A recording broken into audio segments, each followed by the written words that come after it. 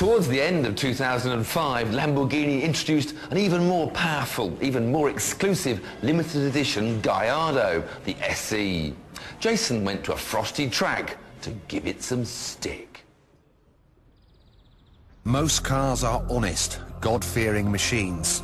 They have a simple purpose in life: to get you from A to B in comfort and safety. But there are some terrible sinners out there, cars that seek to tempt you from the path of righteousness at every turn.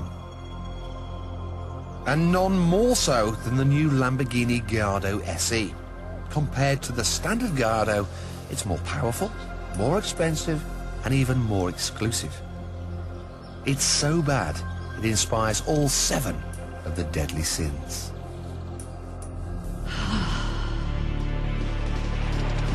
Not satisfied with a 5-litre V10 that already dwarfed their rivals, Lamborghini are now positively overdosing on BHP.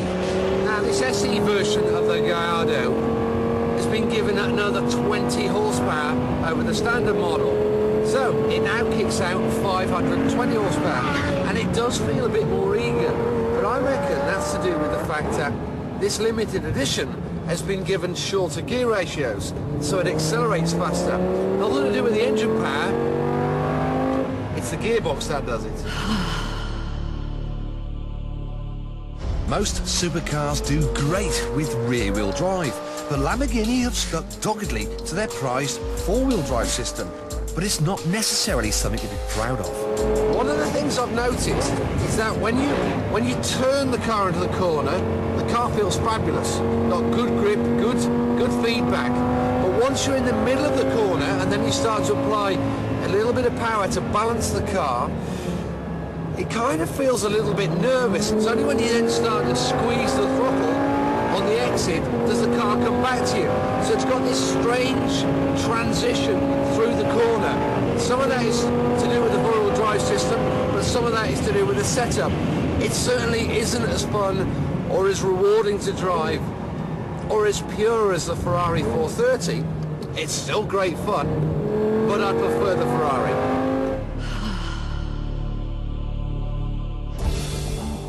Will owning an SE make people jealous? Of course it will. The car costs £140,000. Only 250 will be made. And I mean, look at it. It's absolutely gorgeous.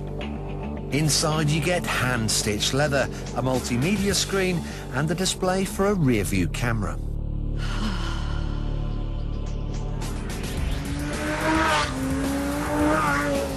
At full pelt, the 10 cylinders ravish fuel at a rate of 9 miles per every gallon, with leftovers burning at the exhaust. It's a spectacular way of gorging on fuel.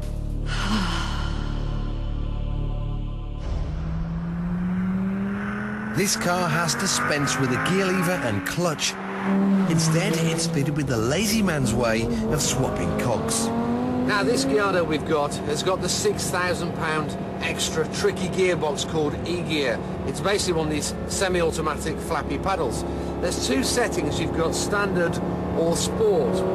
And in standard mode, the gear changes, it's fairly smooth. The down changes are good, they're well synchronized. With this sort of car, you want to give it some stick it into sport. Now feel the difference.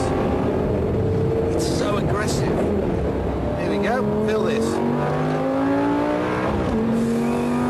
I can hear the drive shafts almost wanting to snap. I can hear the prop shaft down the middle of the car hitting the underside. Ooh, it just doesn't feel nice. It feels too aggressive. Not for me, I'm going to go back to normal. I'm afraid the anger's on my part, and it's all to do with the over-officious ESP traction control system. I want to drive the car. I don't want a box of electronics dictating what I can and can't do. Just won't let you turn that thing. I love this car, but I can't drive it as I want.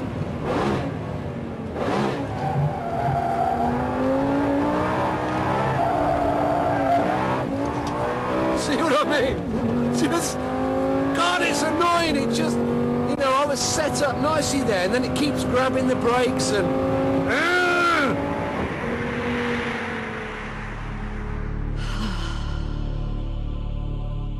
So I've spent a day with it, but would I love to own one? No.